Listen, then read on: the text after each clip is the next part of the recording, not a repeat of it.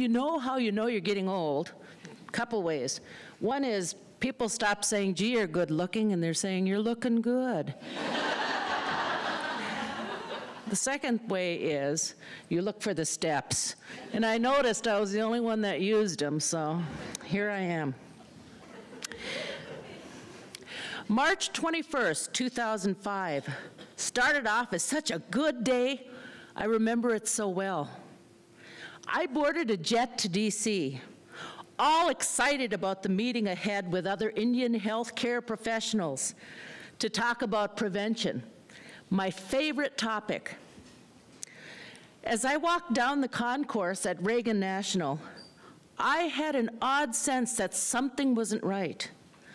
I wondered if my luggage was lost again. I noticed that people were gathered around TVs, and CNN was flashing breaking news, heartbreaking news. There'd been a school shooting on the Red Lake Reservation. My chest and my throat tightened, and tears filled my eyes, and I thought, oh no.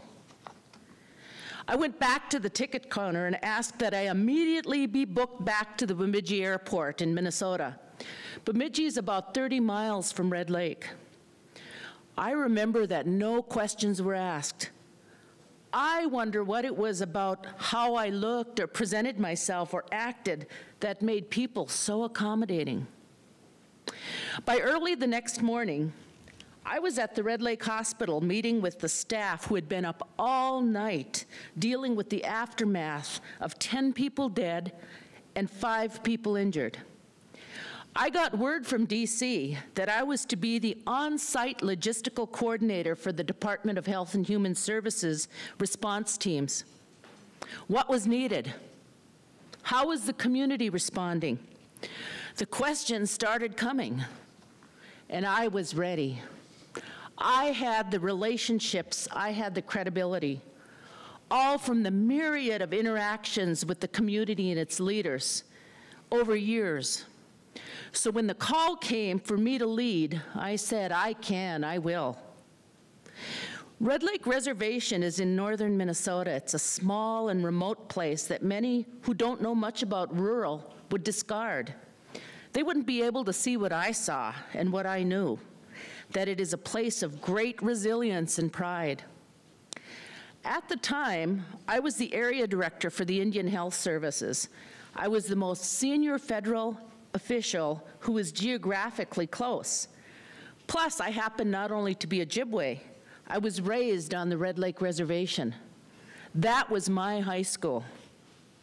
The shooter, a teenage boy, killed his own grandfather, a teacher, a security guard at the school, and 5 other students before killing himself. I knew the families of so many who experienced losses that day, and I knew the teacher who was killed. Being a physician and having worked with the Red Lake Reservation leadership for years helped. I trusted that the tribe would coalesce and lead, and they trusted me. There was so much to organize, but my most immediate role was to be there, to be home. And I remember being so very sad, attending so many funerals. It's not very often that I get fiery. It's not my way, or really the way of my culture. But when so-called leaders from all over the country showed up to fix things at Red Lake, whether it was someone ringing healing bells or academic researchers there to study a community in stress, my gut told me no. Enough, I said, and they left the room. The tribal leader sitting quietly in the back said, "Miigwech, thank you." He was proud of me for standing up for Red Lake, for understanding what the community really needed, which was partners to stand with them over the long run as they healed, not to do for them.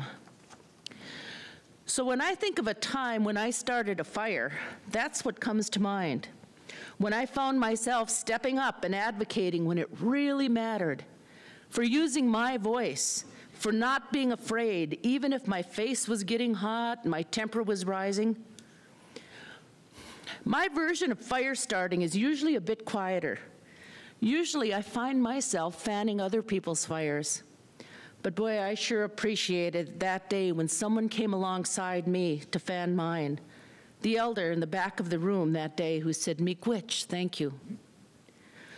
I see it every day in the work of Blandin Foundation and among even the smallest rural communities. Seeds of hope planted, polarity recognized, discarded. We have things to get done. We will get things done. I'm not the first to say it, but I certainly believe it. Change happens through relationships and at the speed of trust.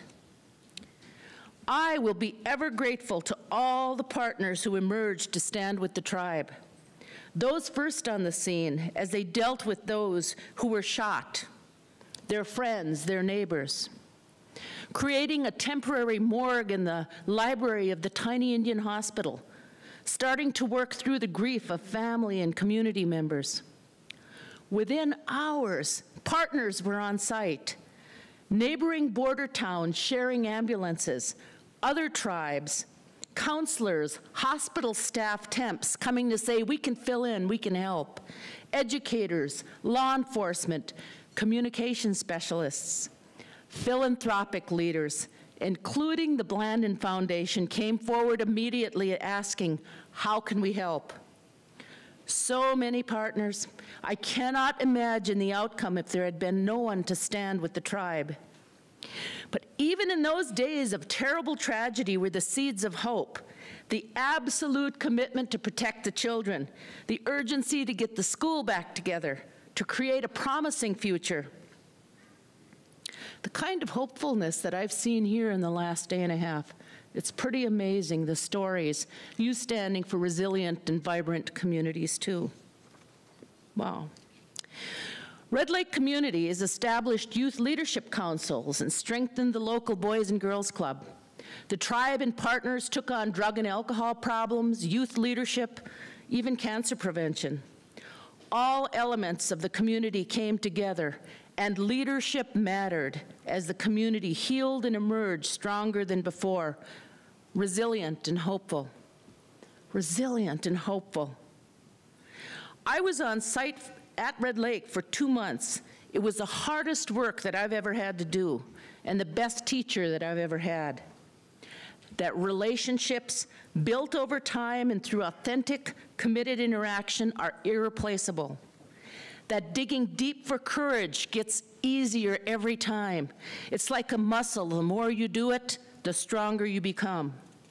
That even small rural places and tribal communities are rich with capacity and assets if you look with clear eyes and open hearts. And that leadership, or fire starting, is something that you have to do yourself, but you can't do it alone. The bottom line, for me, is when courage is needed, I rely on my values: hope, relationships, trust. And when I am needed, I heard here. I heard, I am here. Thank you. Miigwech.